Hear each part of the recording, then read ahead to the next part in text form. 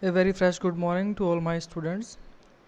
Yeah, yesterday we start the chapter number 2 in civics, that is federalism, and we discuss one question: what is federalism?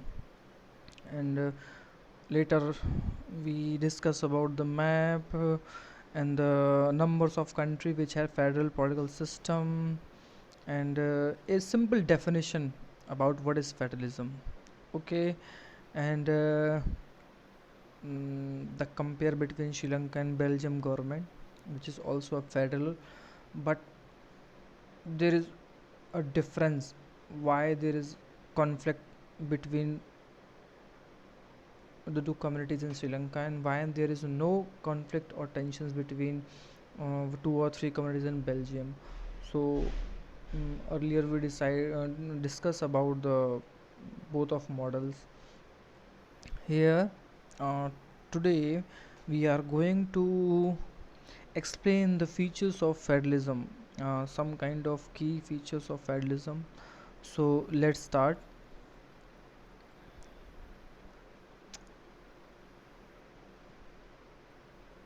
Yes,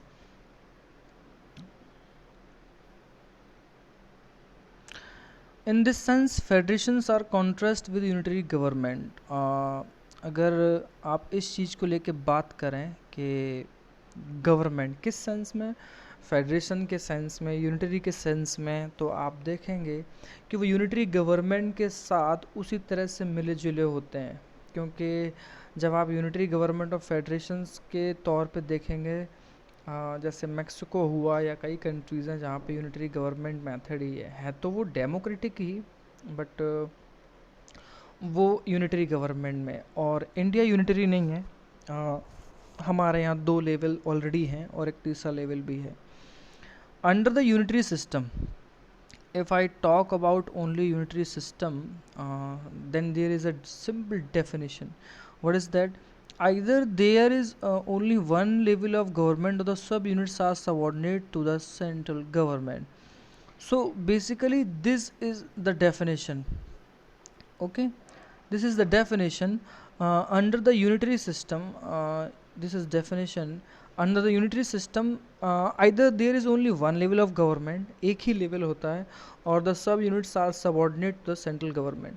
इसमें जो दूसरी चीज़ समझने के लिए बड़ी इंपॉर्टेंट है वो स्टूडेंट्स आप ये ध्यान रखें, ये जो सेकंड पॉइंट है, सेकंड पॉइंट जिसमें ये आता है कि जो सब यूनिट्स हैं वो सबऑर्डिनेट होती हैं. अगर है भी ना, अगर कोई दूसरा लेवल है भी तो वो सिर्फ सबऑर्डिनेट के तौर पे होगा, यानी कि वो मेन सेकंड स्टेज या मेन सेकंड लेवल के तौर पे उसको वहाँ नहीं देखा जाता है, रिकॉग्नाइज नहीं किया जाता है. तो इस चीज़ का आप थोड़ा सा ध्यान रखें. ये सेकंड वर्ड कि sub units are also subordinate to the central government, यानी सेंट्रल गवर्नमेंट के हिस्से में वो चीज़ें आएंगी. तो दैट इज़ यूनिटरी सिस्टम. ठीक है, अब जब आप इस चीज़ के बारे में बात करने के बाद देखेंगे कि सेंट्रल गवर्नमेंट क्या करेगी उस चीज़ पे, तो आप देखेंगे central government can pass on order to the provincial और लोकल गवर्नमेंट. ये चीज़ बड़ी इंपॉर्टेंट होगी कि जब सारी चीज़ें सिर्फ और सिर्फ सेंट्रल गवर्नमेंट के सबऑर्डिनेट में ही हैं तो वही ऑर्डर सिर्फ पास कर सकती है. इस पर जैसे लिखा है ना, प्रोविंशियल और स्टेट या लोकल गवर्नमेंट को सिर्फ ऑर्डर पास करेगी और उसको मानना होगा. ठीक, ये आपका पूरा यहाँ से जो मैंने आपको समझाने की कोशिश की, ये पैराग्राफ यूनिटरी का है, ये पूरा पैराग्राफ है. यहाँ से उसकी स्टार्टिंग होती है और यहाँ पे आके उसकी डेफिनेशन फिनिश होती है. तो अगर यहाँ से कोई भी क्वेश्चन स्टेटमेंट वाइज आए, चाहे स्मॉल डेफिनेशन शॉर्ट नोट के लिए आए, ये किसी भी तरह से क्वेश्चन पूछने की हैबिट होती है बोर्ड्स की एग्ज़ाम में या फिर हमारी टीचर्स के तौर पे, तो आप ये चीज़ यहाँ से उसको क्लियरली अच्छे से समझें. अब बात आती है फेडरल सिस्टम की, तो ज़रा उसको वहाँ से देखें, आप ज़रा नोटिस करें कि वो चीज़ कैसे वहाँ से निकलेगी. तो ठीक है, ज़रा देखें तो. यस, यस, यहाँ से अब स्टार्ट करेंगे हम फेडरल सिस्टम को. But in a federal system, अब फेडरल सिस्टम की क्या बात होगी यहाँ पे, the central government can not order. देखिए, अब मैं उसको आपको यहाँ से पूरा एक बार पहले यहाँ तक शॉर्ट समझाता हूँ.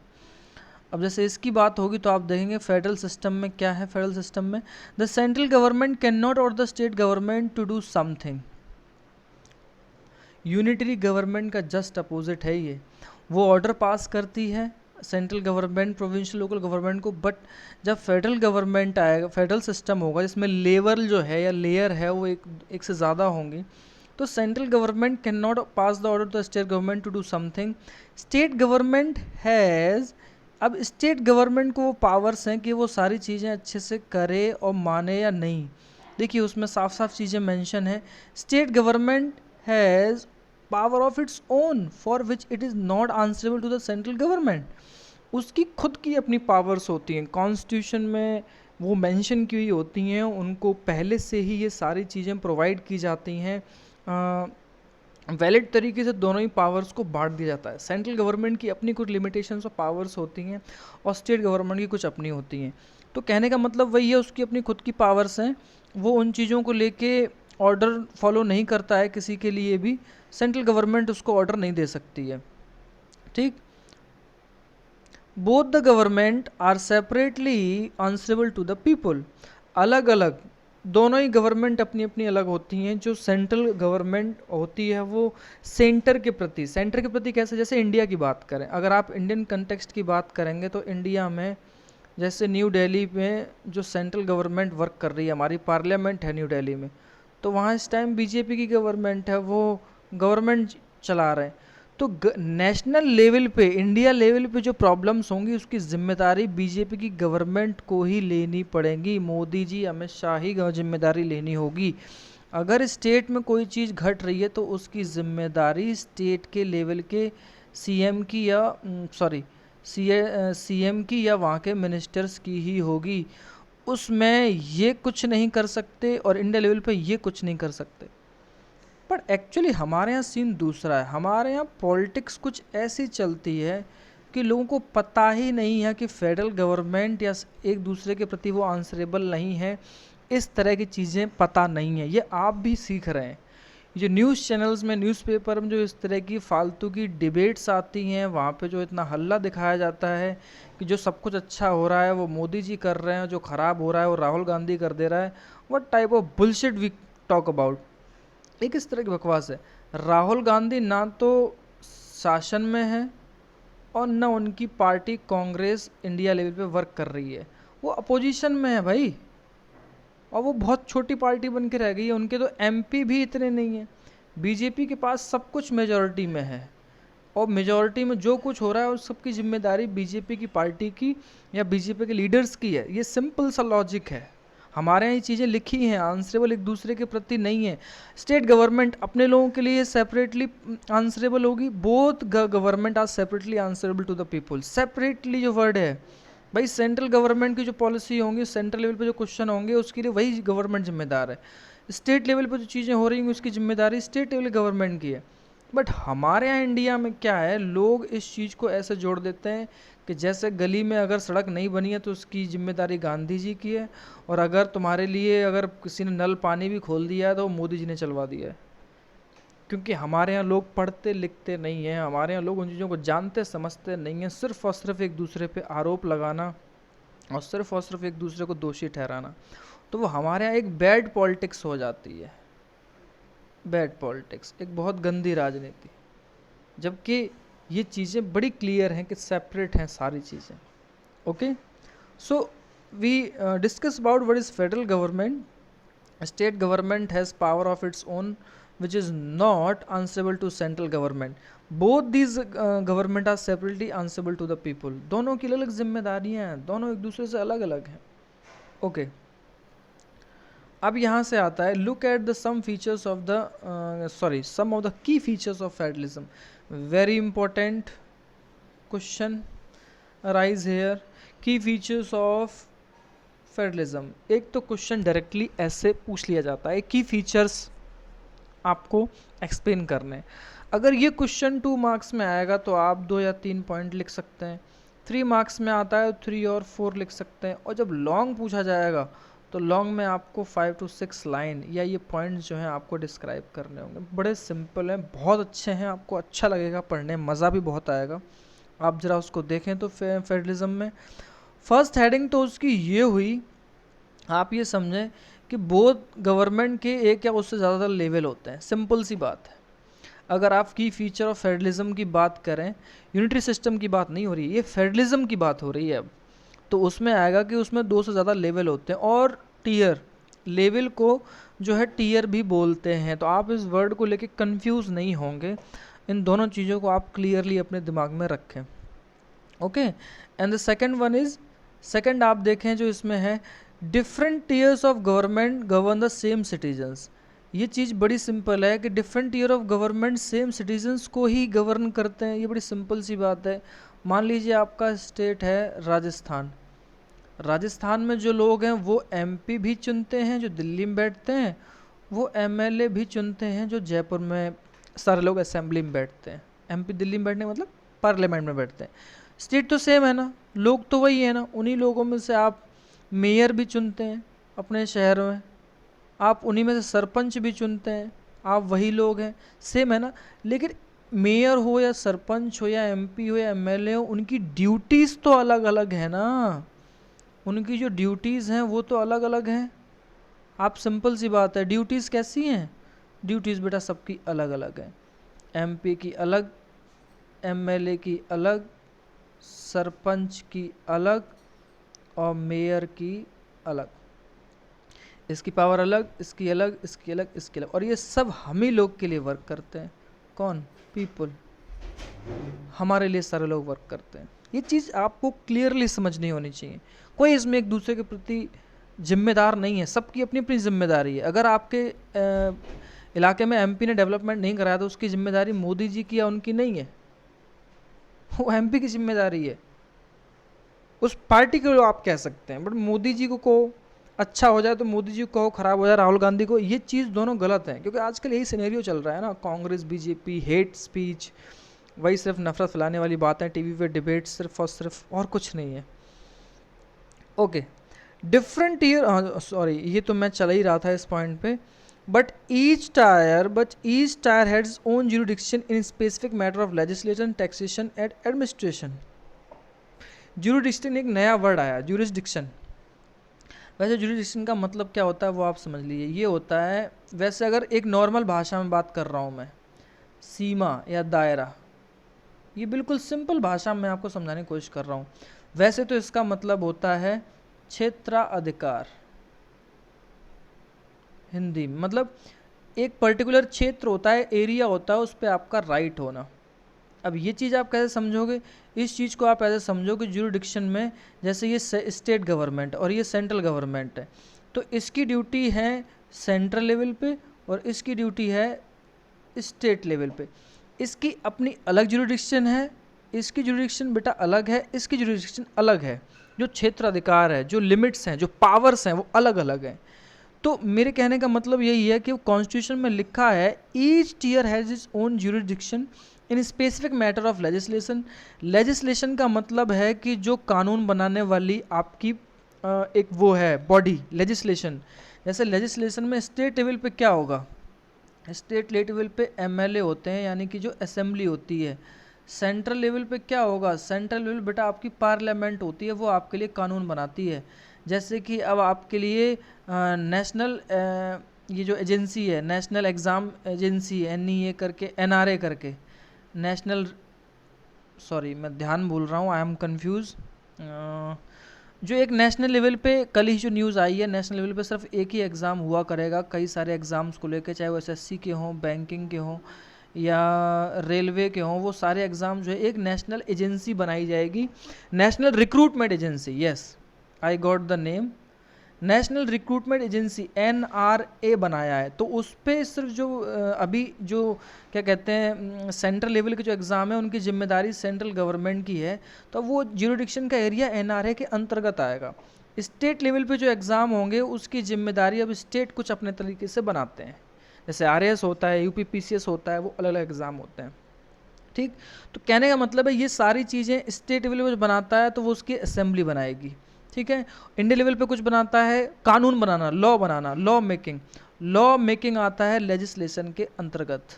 आप इस चीज़ को ध्यान रखें, एकदम सिंपल वर्ड में समझें। लेजिस्लेशन को कहा जाता है कि जहाँ पे कानून बनते हैं, पार्लियामेंट में बनते हैं, सेंट्रल लेवल पे, स्टेट लेवल पे बनते हैं, आपकी कैपिटल में जहाँ असेंबली होती है। टैक्सेशन यानी किस तरह के टैक्स लगने हैं, छोटे मोटे tax, house tax, water tax, नगर निगम जो आपका लगाता है आपका राजस्थान में, वो आपके स्टेट लेवल पे टैक्स होते हैं। सेंट्रल लेवल पे सेंटर के होते हैं, जैसे इनकम टैक्स से लेके कस्टम ड्यूटी, एक्साइज ड्यूटी, जो बाहर से व्यापार हो रहा है इंटरनेशनल लेवल पे, उस सब की ड्यूटी सेंट्रल लेवल की है। स्टेट लेवल की अपनी अलग होती है। एडमिनिस्ट्रेशन, भाई सिंपल सी बात है कि सीएम का जो एडमिनिस्ट्रेशन है वो अलग तरह का होता है, यानी जो उसकी पावर्स होती हैं सेंट्रल लेवल पे उनकी पावर्स अलग होती हैं। पुलिस कैसे वर्क करनी है स्टेट लेवल के अलग है। सीएपीएफ की बात हो, सेंट्रल आर्म पुलिस फोर्सेस, तो उसका काम सेंट्रल लेवल पे होता है, सेंट्रल देखती है, आर्मी को सेंट्रल देखता है। तो अलग अलग इस तरह से सारी जुरिडिक्शन बना है, सबकी सीमा तय है। Third point, yes, the jurisdiction of the respective levels और tier of government are specified in the constitution. कितना अच्छा है ये चीज़ आपको जाननी होगी कि हमारे कॉन्स्टिट्यूशन में ये सारी की सारी जुरिस्डिक्शन जो, सॉरी मैं वर्ड कई बार मेरे से मिस प्रोनाउंशिएट हो जाता है। ज्यूरिसडिक्शन, जो ज्यूरिसडिक्शन है वो लेवल ऑफ टियर जो गवर्नमेंट है उसको अलग अलग स्पेसिफाई कर रखा है, अलग अलग, आप उसको मिक्स नहीं कर सकते। आप कोई बेवकूफ़ नहीं बना सकता, कोई टीवी एंकर या आज तक न्यूज़ वाले या जी न्यूज़ वाले, रिपब्लिक भारत वाले या न्यूज़पेपर, आप ये चीज़ें अच्छे से अगर पढ़ी हैं, आप जानते हैं, तो आप अब डिबेट पे अपना एक वाक्य या अपनी एक राय, अपनी ओपिनियन रख सकते हैं। So the existence and authority of the each tier of government is constitutionally guaranteed. Constitution ने हमें गारंटी दी है कि जो हमारी गवर्नमेंट है ईच टीयर पे उसकी अलग अलग वैधता है, वैलिडिटी है। आप इस चीज़ को अच्छे से समझ लें, जो वैलिडिटी है वो अलग अलग करके कॉन्स्टिट्यूशन में स्पेसिफाई कर रखी है। यस, आई थिंक आपको बहुत अच्छा समझ में आ रहा होगा। सो द एग्जिस्टेंस एंड अथॉरिटी, उसका जो होना है एग्जिस्टेंस, और उसकी अथॉरिटी है, जो पावर है ईच टीयर की, स्टेट की अलग, सेंट्रल की अलग, वो गवर्नमेंट की कॉन्स्टिट्यूशन बहुत अच्छे से गारंटीड की है। गारंटीड का मतलब होता है, कॉन्स्टिट्यूशन कहता है कि आप एक दूसरे के मामले में दखल नहीं दे सकते हैं, और उसकी गारंटी कानून लेता है, कॉन्स्टिट्यूशन लेता है। जब कोई बात होगी तो लॉ की बुक खोली जाएगी और कहा जाएगा देखो यहाँ लिखा है कि ये आपका एरिया है ज्यूरिसडिक्शन का, टैक्सेशन का एरिया ये आपका है, ये हमारा है। गारंटी का मतलब इस तरह से है। Okay, now come to the fourth point, the fundamental provisions of the constitution can not be unilaterally change by one level of government. Very important, ये चीज़ आप प्लीज़ ध्यान रखें, किसी एक लेवल के गवर्नमेंट से आप इसको चेंज नहीं कर सकते हैं। किस में? फेडरलिज्म में, क्योंकि आप फेडरलिज्म के ही अभी फीचर्स पढ़ रहे हैं। अगर कोई भी ऐसा कॉन्स्टिट्यूशन में प्रोविजन बनने की कोशिश हो रही है कि उसको चेंज किया जाना है, तो एक ही लेवल की गवर्नमेंट उस पर चेंज नहीं कर सकती है, उसको दोनों लेवल के गवर्नमेंट से बात करनी होगी, तब वो चेंज होगा। Such changes required the consent of both level of government, यानी कि राज्य सरकारों को आपको बैठाना होगा और आप उनसे सलाह मशवरा करेंगे कि इस चीज़ पे ये चीज़ रिफॉर्म होनी है या बदलाव होने हैं, तभी आप उसको बदलाव के लिए अप्रूवल दिलवा सकते हैं। आपको मीटिंग करनी होगी सबसे। This is democracy, this is the power of federalism, and Indian government is an a best example of federalism. Okay, बहुत अच्छा पॉइंट है, काइंडली इस पर ध्यान दें कि किसी भी तरह के चेंजेस को कॉन्स्टिट्यूशन में एक तरह की गवर्नमेंट अपने अकेले चेंज नहीं कर सकती है। अगर ऐसे प्रोविज़न हैं कि वो दोनों के दोनों मिलके बैठें और उसके बाद बोथ लेवल गवर्नमेंट बैठेगी, तभी किसी चीज़ पे आपका जो है चेंज करने का अधिकार बनेगा, जब वो दोनों ही सेंट्रल गवर्नमेंट भी और स्टेट गवर्नमेंट दोनों ही राज़ी हों, दोनों को लगे यस ये चीज़ दोनों मिलके ठीक करेंगे। Fifth point, yes, courts have the power to interpret the constitution and the power of different level of government. Yes, very important. जो फोर्थ था उसका ही एक दूसरा इंटरप्रेट करने के लिए है ये, कि जब दोनों कंसेंट चाहिए होगा, कंसेंट में अगर कोई किसी तरह का कॉन्फ्लिक्ट आता है या कोई इस तरह की डिस्ट्रीब्यूशन में या डिफरेंट लेवल ऑफ पावर्स में कोई इंटरप्रेट की बात आती है, तो कोर्ट को ही पावर दी गई है। सेंट्रल की बात हो, स्टेट की बात हो, अगर इन दोनों के बीच तनातनी है तो बीच में आएगा court. That is high court और सुप्रीम कोर्ट। जो बॉडी है वो इन मामलों में स्टेट्स और सेंटर से कंसेंट करेगी, उनकी राय देखेगी, अच्छे से जो फैसला होगा वो रखेगी। क्योंकि कोर्ट भी आपका कहते हैं ना, न्याय सबके लिए बहुत ज़रूरी है। तो न्याय एक्चुअली डिलीवर होने के लिए भी जो गारंटीड की गई है वो हमारे कॉन्स्टिट्यूशन में साफ साफ चीज़ें लिखी हुई हैं। ओके, यहाँ से कई बार एक क्वेश्चन आता है, The highest court act as umpire in dispute arise between different level of government in the exercise of their respective power। कि हाईएस्ट कोर्ट यानी जो सुप्रीम कोर्ट की बात हो रही है या हाई कोर्ट हो, वैसे सुप्रीम कोर्ट की यहाँ बात हो रही है, वो एक एम्पायर की तरह वर्क करता है अगर कोई डिस्प्यूट राइज होता है डिफरेंट लेवल ऑफ गवर्नमेंट के बीच में। ठीक है, अगर उनकी पावर्स को लेके कोई इस तरह का कॉन्फ्लिक्ट हो रहा है, डिस्प्यूट हो रहा है, तो वो कोर्ट जो है ना, कोर्ट इस तरह से उस पर जो है अपनी एम्पायर की तरह फैसला देता है। तो वो किस तरह देता है? तो वो इसी तरह देता है क्योंकि आपने देखा है कि दोनों किसी चीज़ को लेके अगर कॉन्फ्लिक्ट करते हैं तो पहले तो अगर पावर्स का डिस्ट्रीब्यूशन होना है, दोनों एक साथ बैठेंगे, सेंट्रल और स्टेट, और अगर कोई बात आती है तो वो सुप्रीम कोर्ट को ही अधिकार है, जो हाईएस्ट कोर्ट है इंडिया में, कि वो उस पे बीच में एम्पायर की तरह वर्क करे, सही फैसला करे। ओके, अपनी अपनी पावर्स को लेके। Yes, the sixth source of revenue of each level of government are clearly specified to ensure its financial autonomy। the word autonomy का मतलब होता है कि इंडिविजुअल जो पावर है आपकी, इंडिविजुअल पावर है वो आप उसको अलग अलग तरीके से एक्सरसाइज कर सकते हैं, अब मतलब चला सकते हैं। अलग अलग ऑटोनॉमी है, स्टेट की अलग, वो अपनी अलग, और सेंट्रल की अलग, उसकी अलग, इसकी अलग। ये एक दूसरे के मामले में दखल नहीं देते हैं। फाइनेंशियल चीज़ों में रेवेन्यू लेवल पे जो नगर निगम है, जैसे भरतपुर आपका, तो नगर निगम लेवल पे जो वाटर टैक्स है या प्रॉपर्टी टैक्स है, तो वो वहाँ की स्टेट लेवल तैयार करेगी, सेंट्रल को हक नहीं है। Are you clear with my point? Yes, तो ये सारी चीज़ें गवर्नमेंट के वो इंश्योर भी की हैं और इसको ऑटोनॉमी भी दे रखी है। इंश्योर मतलब पक्का किया है कि इस चीज़ पे सिर्फ आप वर्क करें। ऑटोनॉमी दे रखी है कि हाँ ये आपके अधिकार की चीज़ है। तो रेवेन्यू के जो सोर्स है, इनकम टैक्स से लेकर ट्रेड टैक्स या जीएसटी, स्टेट लेवल का जीएसटी अलग होता है, सेंट्रल लेवल का जीएसटी अलग होता है, दोनों ही लेवल के अपना अपना बराबर का हिस्सा है।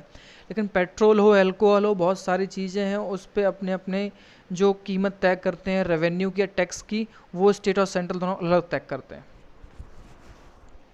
Okay, this is 6th point and this is the last 7th point. What is that? The federal system has the dual objective to safeguard and promote the unity of the country। ये question कई बार यहाँ से arise हुआ है कि federal system ऐसा क्यों है कि डुअल ऑब्जेक्टिव है उसके, या इसको एक्सप्लेन करने को आता है तो ये एक्सप्लेन में हम ये पूरा समझाएंगे आपको, यही उसका आंसर है कि फेडरल सिस्टम ऐसा क्यों है कि उसके डुअल ऑब्जेक्टिव होते हैं कि सेफगार्ड भी, यानी कि वो सुरक्षा प्रदान करता है, और प्रमोट करता है यूनिटी ऑफ द कंट्री को। ऐसा क्यों कहा गया है? ये दो ऑब्जेक्ट क्या हैं? वो दो ऑब्जेक्ट हैं to safeguard and promote the unity of the country, country की सुरक्षा भी करना और कंट्री की यूनिटी को प्रमोट भी करना। ये डुअल ऑब्जेक्टिव हैं। कैसे कैसे ये चीज़ आएगी? तो क्या क्या उसके आंसर क्या होंगे? While at the same time accommodate regional diversity, आप देखते हैं कि बैलेंस बैठाना होता है रीजनल डाइवर्सिटी में, क्योंकि हमारे यहाँ बहुत सारी है। Therefore two aspects are crucial for the institution। Institution का मतलब सेंट्रल गवर्नमेंट की अगर कोई भी चीज़ या पॉलिसी या यूनिवर्सिटी या कुछ भी कोई डिपार्टमेंट है, होम मिनिस्ट्री से लेके या स्टेट गवर्नमेंट के डिपार्टमेंट है, उनकी बारे में बात हो रही है। एंड प्रैक्टिस ऑफ फेडरलिज्म, जो अपनी अपनी पावर है स्टेट की सेंट्रल की, उसकी प्रैक्टिस करते हुए जो है बहुत ज़रूरी है ये दोनों ही चीज़ों को लेके। क्यों?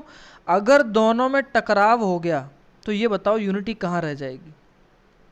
ये अगर इसमें दखल देगा, ये इसमें दखल देगा, तो ये बताइए सेफ गार्ड कहाँ रहा और फिर पीपल कहाँ जाएंगे? पीपल ने तो अलग अलग गवर्नमेंट चूज़ की है। इसीलिए कहा है कि जो फेडरल गवर्नमेंट है वो सेफ गार्ड की तरह भी वर्क करता है, क्योंकि अपने अपने सुरक्षित होकर वर्क करते हैं और वो प्रमोट भी करते हैं यूनिटी को, ये भी और ये भी। Okay, government at different level should agree to some rules of power sharing. इसीलिए गवर्नमेंट को कई सारे लेवल पे आके एक दूसरे के प्रति एग्री होना पड़ता है। साथ बैठ के पावर शेयर करना होता है। They should also trust that each would abide by its part of the agreement, और वो दोनों इस ट्रस्ट पे, इस भरोसे पे, ये जो भरोसा होता है वही तो यूनिटी और सेफ गार्ड को प्रमोट करता है। पावर शेयर करना, उसी चीज़ तो सेफ गार्ड बनता है, श्रीलंका जैसी स्थिति ना आए, बेल्जियम जैसा सेफ गार्ड हो, यूनिटी बनी रहे। तो ये चीज़ भी ट्रस्ट के तौर पे एक दूसरे को वो लोग मतलब ये कहते हैं कि बाधा नहीं बनेंगे, जो उनके बीच एग्रीमेंट हुआ है वो एक दूसरे को नकार नहीं सकते। ओके ये 3 पॉइंट हुए। लास्ट पॉइंट है and federal system has both expect mutual trust and agreement to live together. जब ये बात आई गई है तो आप इस चीज़ को समझें यहाँ से, trust and power sharing and agreement.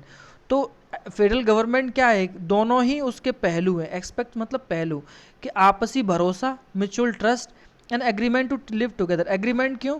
क्योंकि दोनों की सीमाएं अलग अलग हैं। ये स्टेट गवर्नमेंट की सीमा है, ये सेंट्रल गवर्नमेंट की सीमा है।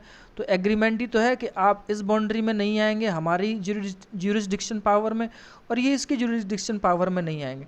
तो एक दूसरे भरोसा ही तो है, और एक दूसरे के साथ एग्रीमेंट ही तो है कि आप साथ रह रहे हैं। ओके, दीज आर द 7 की फीचर्स ऑफ फेडरलिज्म। यहाँ से ये पूरा क्वेश्चन इसका आता है 7 पॉइंट से। आई थिंक आपको बहुत अच्छा समझ में आया होगा, आपको अच्छा भी लगा होगा। तो मुझे लगता है कि मुझे 2 चीज़ें और फिनिश कर देनी चाहिए। वैसे तो 26 मिनट की क्लास हो ही गई है, तो मैं समझ रहा था की फीचर्स एक दिन के लिए बहुत है। लिटरली कल की क्लास में हम कमिंग टुगेदर फेडरेशन और होल्डिंग टुगेदर फेडरेशन की बात करेंगे। जुडिक्शन बेटा आपका वर्ड है ग्लॉसरी में, आप इसको राइट करें। And I am again sorry, मैं होमवर्क नहीं भेज पाया, मुझे नहीं मालूम ऐसा क्यों हो जाता है, सॉरी स्टूडेंट्स। बट मैं क्वेश्चन बता देता हूँ क्लास टाइम में, तो आप काइंडली कर लिया करें। तो मैं फिर भी भेजने की कोशिश करूँगा। Okay class, thank you, have a nice day.